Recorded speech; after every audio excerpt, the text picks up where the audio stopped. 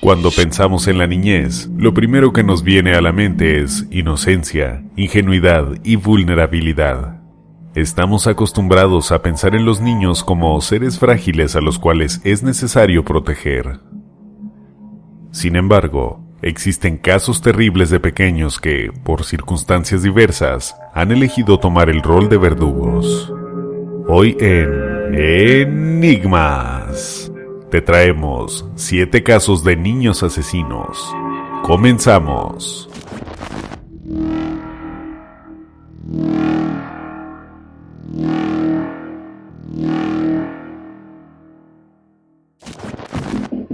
Número 1. El Colegio Cervantes. El año 2020 nos tenía reservadas sorpresas muy desagradables. Y como si de un mal augurio se tratase, el año comenzaría con un tiroteo perpetrado por un menor de 11 años en un colegio privado del estado de Coahuila, México. El menor se las arregló para ingresar al plantel con un par de armas en la mochila. Durante una de sus clases, pidió permiso a su profesora para ir al baño.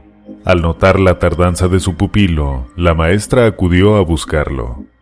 Para su mala suerte, el jovencito se encontró de frente con ella y, sin dudarlo, disparó a la docente, solo para terminar después con su propia vida. Poco se sabe de las motivaciones del pequeño para tomar semejante decisión. Solo se puede especular, pero entre las hipótesis se baraja la influencia de un videojuego de nombre Natural Selection, pues el niño llevaba puesta una playera alusiva al juego. O bien, a la falta de comunicación del padre con el joven, pues se sabe que éste estaba al cuidado de sus abuelos después de la muerte de su madre. A partir de aquel hecho, las autoridades decidieron poner en marcha medidas de prevención para evitar el ingreso de armas a las instituciones educativas. Medidas tardías, por desgracia, para el joven protagonista de esta tragedia y para su profesora.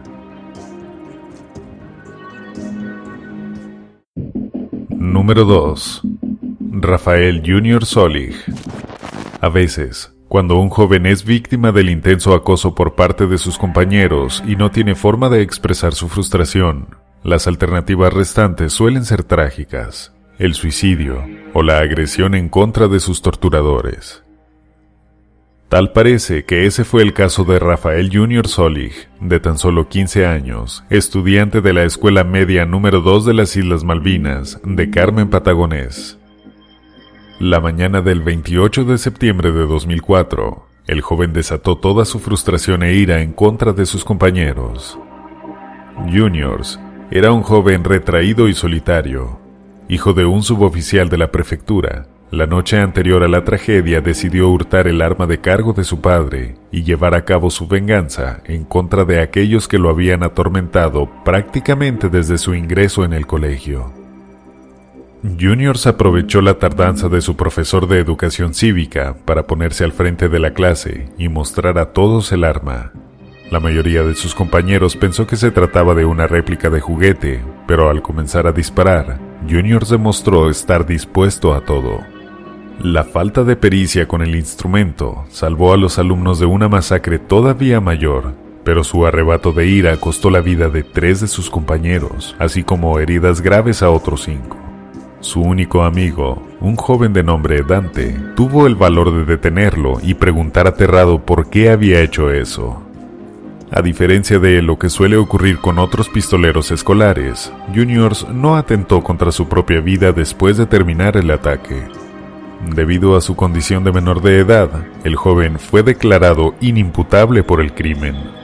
No obstante, fue remitido a diversas instituciones de salud mental, a las cuales su familia tiene la obligación de dar seguimiento, para evitar que vuelva a llevar a cabo un acto tan atroz como el que realizó en 2004.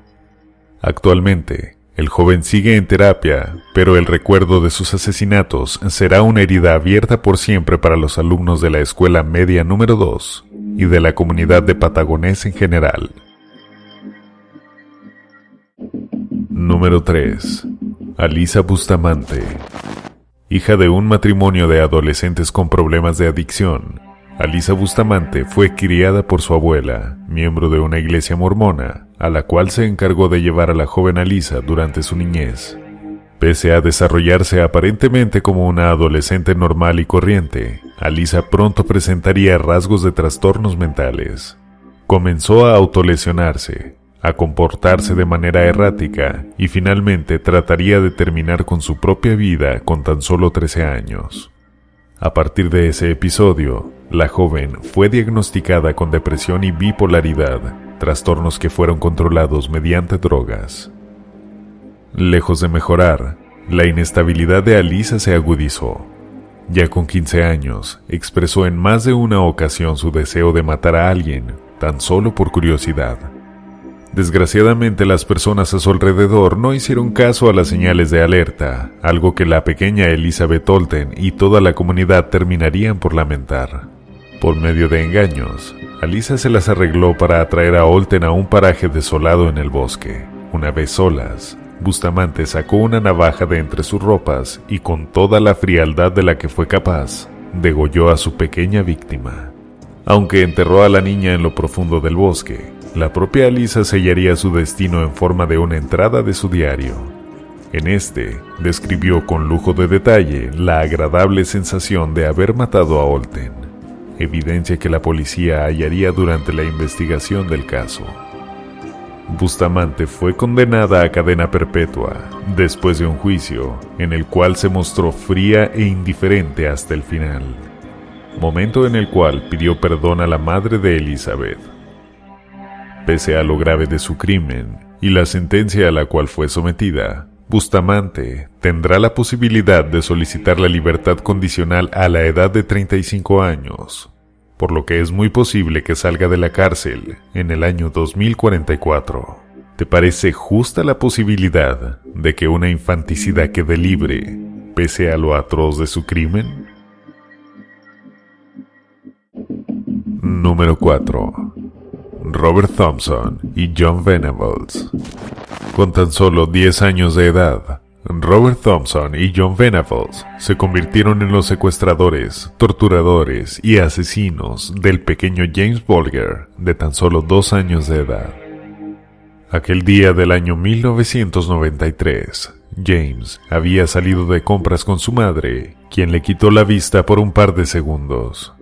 Para su propia desgracia, James había seguido a los dos chicos, quienes habían quedado registrados en las cámaras del centro comercial mientras salían del lugar acompañados por él.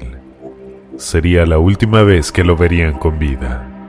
Los dos niños ya habían presentado múltiples problemas a sus familias y en la escuela. Se llevaron a James y durante 4 kilómetros de caminata y a la vista de todo el mundo, torturaron al pequeño golpeándolo, pateándolo y empujándolo. Uno de aquellos empellones había terminado con James estrellado contra el suelo, impacto que repercutió en un enorme moretón en su rostro, por lo cual el dúo de criminales levantó la capucha de su sudadera para disimular el golpe. Una vez que llegaron a una estación de tren semi-abandonada, los dos niños mayores culminaron su brutal agresión. Introdujeron cualquier cantidad de objetos en la boca y el ano del pequeño. Lo patearon y golpearon para finalmente dejarle caer una barra de acero de 10 kilos. En un intento de disimular su crimen, los asesinos pusieron el cuerpo de James en las vías del tren.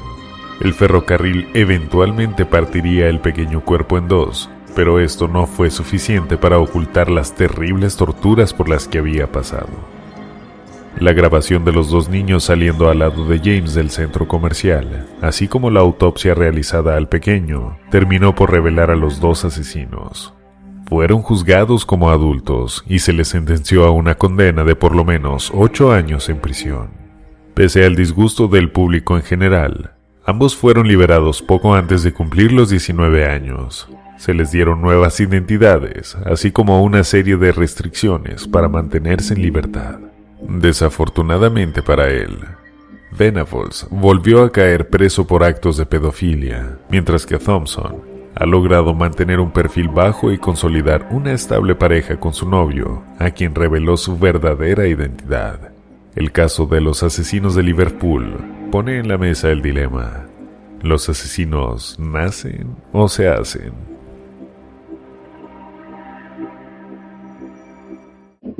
Número 5. Brenda Spencer. ¿Qué haces cuando un día de la semana te es particularmente pesado? ¿Bebes un té y respiras profundamente? ¿Vas al gimnasio y te tomas unos minutos en el saco de boxeo? ¿Prendes la tele y te olvidas de todo? Brenda Spencer, de tan solo 16 años, tomó una alternativa letal y estremecedora para lidiar con el estrés. Tomó una escopeta que su padre le había dado por su cumpleaños y comenzó a disparar contra los alumnos de la escuela primaria Glover Cleveland, en San Diego, California. Cuando se le preguntó por qué había cometido semejante atrocidad, la joven simplemente respondió: «No me gustan los lunes». Los tiroteos en escuelas dentro de los Estados Unidos son al día de hoy una triste cotidianidad. No obstante, en aquel lejano año de 1979, un hecho como aquel conmocionó aún más a la sociedad estadounidense. La escuela, uno de los lugares donde la seguridad de los hijos debería estar garantizada, se convirtió en la galería de tiro de una chica deprimida y aburrida. Además de ser el primero de muchos atentados de esta naturaleza en los Estados Unidos, la masacre perpetrada por Brenda Ann Spencer se convirtió en inspiración para el tema I Don't Like Mondays de Bob Geldof, para quienes vivieron esa tarde de horror, un triste recordatorio de la irracionalidad y las consecuencias de ignorar las necesidades de una joven con severos problemas mentales. Número 6. Cayetano Santos Godino. Conocido popularmente como el Petizo Orejudo, Santos Godino es uno de los personajes más tristemente célebres en la historia criminal de Argentina. Aunque cobró su primera víctima con tan solo 15 años, Cayetano ya tenía cierta reputación y caminos andados en el sendero de la delincuencia. Con tan solo 8 años, ya había agredido a un chico a pedradas.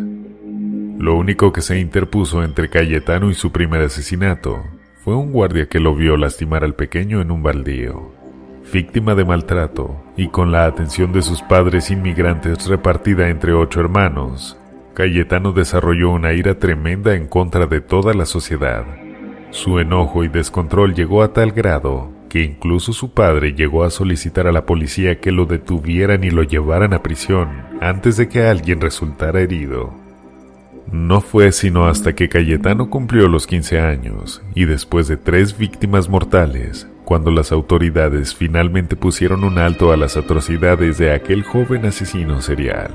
Tras una serie de peritajes e investigaciones, Cayetano fue declarado inimputable y, como consecuencia, se le sentenció a permanecer recluido en un hospital psiquiátrico. No obstante, pocos años después sería trasladado a diversos reclusorios en oportunidades distintas, siempre bajo acusaciones de violencia y piromanía. El Petizo Orejudo moriría en prisión. Aunque no existe una versión definitiva sobre las causas de su muerte, la cultura popular difundió una versión según la cual Cayetano terminó asesinado por sus compañeros de reclusión, pues, incapaz de contener sus instintos asesinos, eliminó a un gato adoptado como mascota por el resto de la población carcelaria. Número 7. Mary Bell. La historia de Mary Bell vuelve a poner en la mesa la discusión sobre la crianza de los niños y sus elecciones de vida.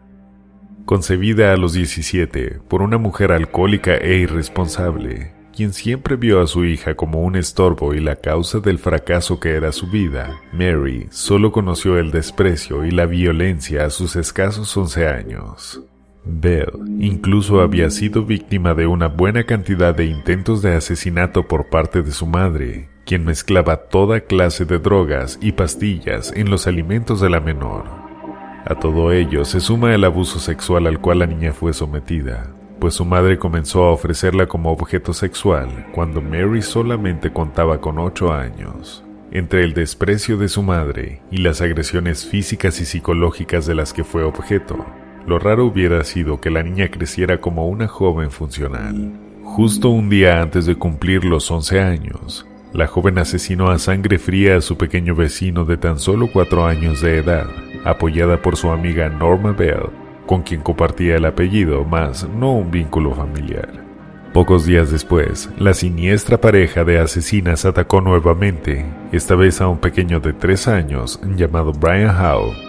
La policía comenzó a sospechar de ambas menores debido a su comportamiento errático.